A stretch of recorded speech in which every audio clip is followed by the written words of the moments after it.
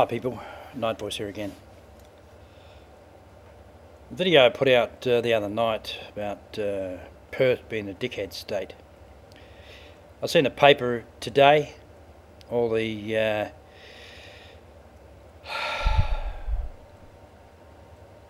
assaults, robberies, people just causing crap on the on our transport system, trains and buses. Absolutely huge. That's what I'm on about. Dickheads.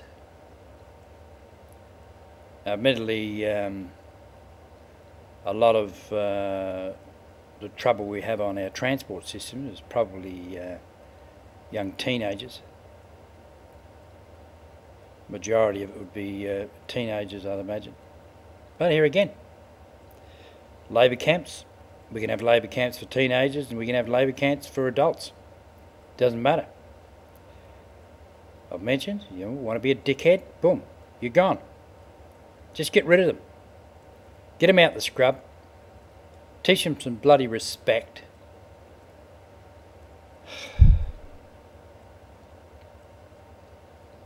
I've mentioned in a video, probably, I don't know, 9 months ago, something,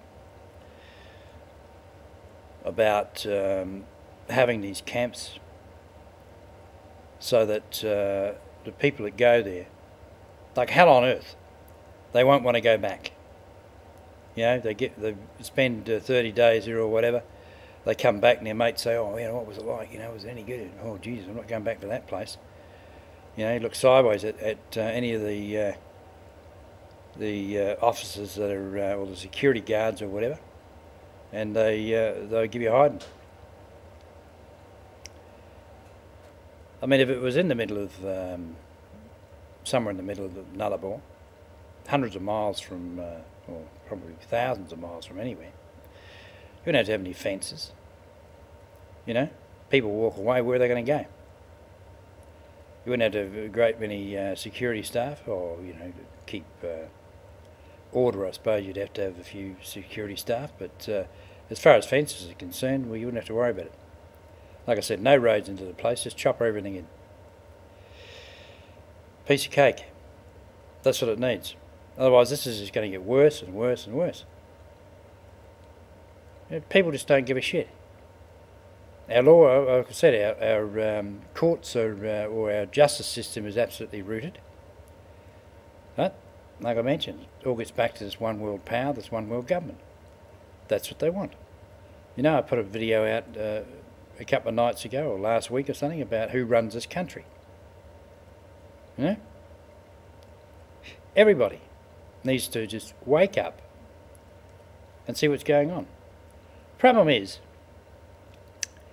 when someone gets their house robbed or their car stolen or you know, handbag snatched at the shopping centre or something like that, you know, we read it in the paper and we it just sort of flicks through, and 99% of people just, you know, oh, yeah, another bloody drug-related, you know, mug or dickhead.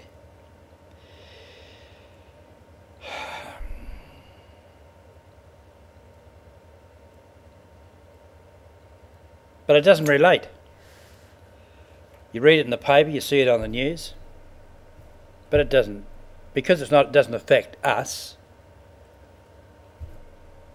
it just doesn't relate.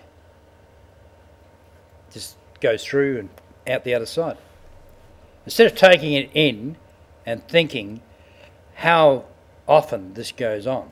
It goes on all the time. And it's getting worse and worse and worse. We need to take these people out of society and into a labour camp. Like I said, no rights, hard labour. Look sideways at the security guy that's there and you'll get a whack in the head. If you don't get out of bed in the morning, you'll get pulled out of bed. Look, like I said, I've been around the place. Okay, I was in the army, right? And I learnt respect.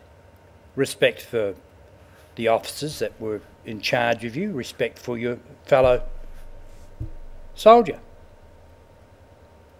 You know, you had to do what you're told. If you didn't do what you were told, you were on. If you got charged and you get fined, and you were on night patrol for a bloody week.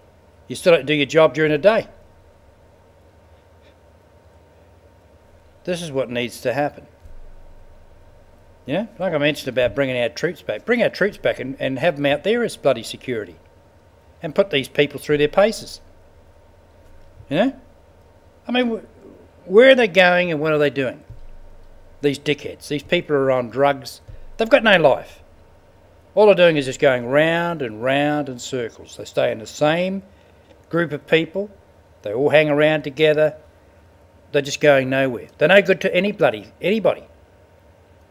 The ones that do hold jobs, okay, that's fair enough. But these people who don't hold jobs, they're on the dole, robbing people, you know, robbing old ladies, beating them up, in some case killing them, robbing people's houses, cars, just causing crap wherever they can, robbing people on the bloody trains and buses, and I mean, it's just bloody bedlam. Like I said, it's about time the state government got off its ass and sorted it out. And that's the way to sort it out. Just grab them and piss them off. Put them out the scrub. If they come back, do the same thing again. Next time you go out there, you'll get the shit beaten out of you. Every other bloody day. The problem is, like I mentioned before, our bloody jails are chock-a-block with dickheads and their holiday camps. You know, like I said, you go out the scrub, you have no rights at all. You know? If you get a feed, well, fair enough. If you don't work, you don't get a feed. If you don't get out of bed, you won't get a feed. You know? This is the stuff that needs to happen. Like I said, bring our troops back and have them out there. Build an army camp in the middle of the bloody Nullarbor. But have it as a labour camp. All these people going out there. I remember when I signed up for the army, I went in. You know, you go in there, you've got blokes coming in there with long hair and, you know, scruff and all this sort of stuff. There was a young bloke there, long hair, bit of a punk. Next day, I didn't recognise him. He had short hair. They cut your hair, you know. They give you a haircut, give you your uniform and everything. So, a couple of days go past, I got talking to him and I said, you know, what made you sign up? And he said, I got told to. And I said, what do you mean? And he said, oh, I got in trouble with the law. So it was either go to Borstal, because he was only, I think, 17, I think, at the time, something like that, or maybe 18. I got told either go to Borstal or I sign up in the army. So he took the army. And when we went through our basic training, 3 months of basic training, that guy was like Audie Murphy, the American hero in World War II. Brilliant. If you ever went to a war anywhere, you'd want that bloke behind you. He turned out to be one of the best soldiers in the whole of our battalion. Unbelievable. Just caught him like that. And like I said, he was a punk before he went in there. But he must have sort of thought, well, you know, I'm going to open my... Well, it opened his eyes to, you know, comradeship, respect, discipline, the whole thing. Now, not everybody is going to turn out like that, but this is what we need. Any of these young people that are mucking around, throw them out there in the army. Just say, right, bang, you're out there for 3 months. Hard, physical, bloody work, respect. You have to do your own ironing. You have to do, you know, you've got to front up for parade. You get a haircut. This is what needs to happen. Teach these people respect. Some of them are going to crack up and